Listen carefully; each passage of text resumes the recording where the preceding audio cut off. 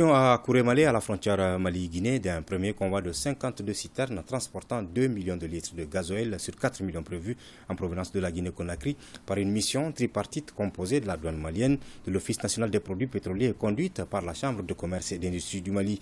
Une opération qui fait suite à une mission de haut niveau effectuée par la partie malienne en Guinée. Bokar Bablé Touré.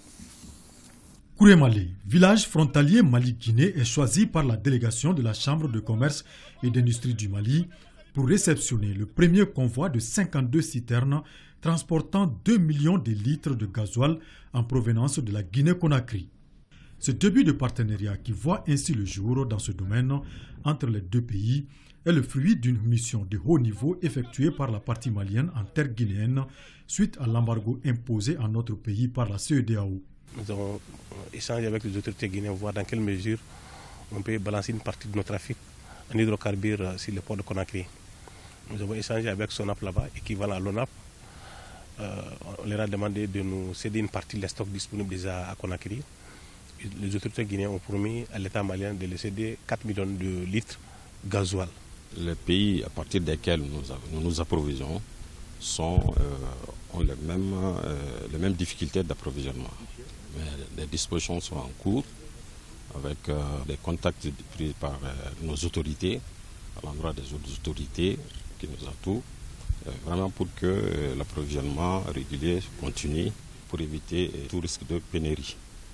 Ce premier convoi est arrivé en terre malienne grâce à une collaboration entre les douanes maliennes et guinéennes. C'est par devoir que nous sommes en train de travailler pour traduire dans les faits les orientations des plus hautes autorités pour pouvoir accompagner et soulager et améliorer la résilience des populations.